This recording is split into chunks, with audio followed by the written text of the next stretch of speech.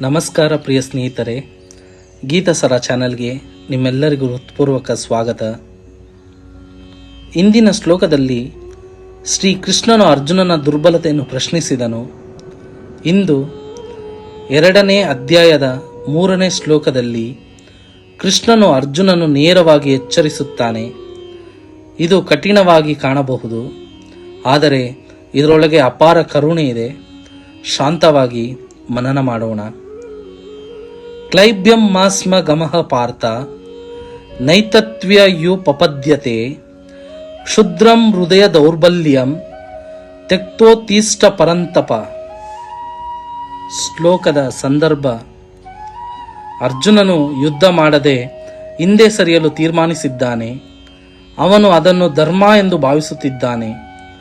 ಆದರೆ ಶ್ರೀಕೃಷ್ಣನಿಗೆ ಇದು ಸ್ಪಷ್ಟವಾಗಿ ಗೊತ್ತು, ಇದು ಧರ್ಮವಲ್ಲ, ದುರ್ಬಲತೆ. ಅದಕ್ಕಾಗಿ ಕೃಷ್ಣನು ಈಗ ಮೃದು ಮಾತಲ್ಲ, ಸ್ಪಷ್ಟ ಮತ್ತು ದೃಢವಾದ ಮಾತು ಬಳಸುತ್ತಾನೆ. ಇದು ಗದರಿಕೆ ಅಲ್ಲ, ಇದು ಜಾಗೃತಿಯ ಕರೆ.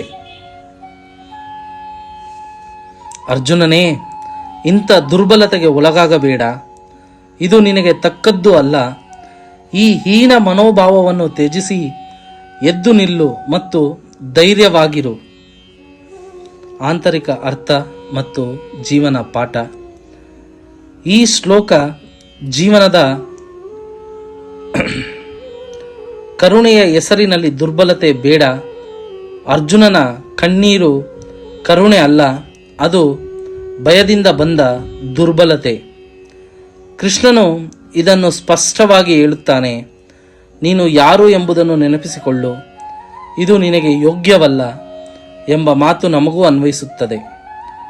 ನಾವು ಯಾರು ಎಂಬುದನ್ನು ಮರೆತಾಗಲೇ ನಾವು ಕುಸಿಯುತ್ತೇವೆ. ಧ್ಯಾನ ಅಲ್ಲ, ಕಾರ್ಯ ಬೇಕು. ಈ ಕ್ಷಣದಲ್ಲಿ ಅರ್ಜುನನಿಗೆ ಧ್ಯಾನ ಜಪ ಬೇಡ. ಉತ್ತಿಷ್ಟ, ಎದ್ದು ನಿಲ್ಲು. ಇದೇ ಕೃಷ್ಣನ ಸಂದೇಶ. ನಮ್ಮ ಜೀವನಕ್ಕೆ ಅನ್ವಯ.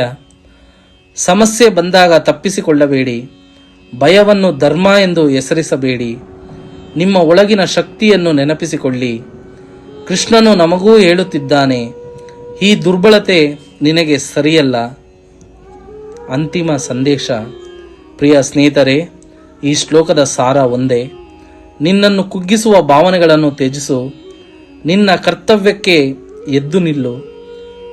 ಮುಂದಿನ ಶ್ಲೋಕದಲ್ಲಿ ಅರ್ಜುನನು ತನ್ನ ಸಂಶಯವನ್ನು ಇನ್ನಷ್ಟು ಸ್ಪಷ್ಟವಾಗಿ ವ್ಯಕ್ತಪಡಿಸುತ್ತಾನೆ. ಒಂದು ಶ್ಲೋಕ, ಒಂದು ಚಿಂತನೆ, ಒಂದು ಜೀವನ ಬದಲಾವಣೆ. ಹರೇ ಕೃಷ್ಣ.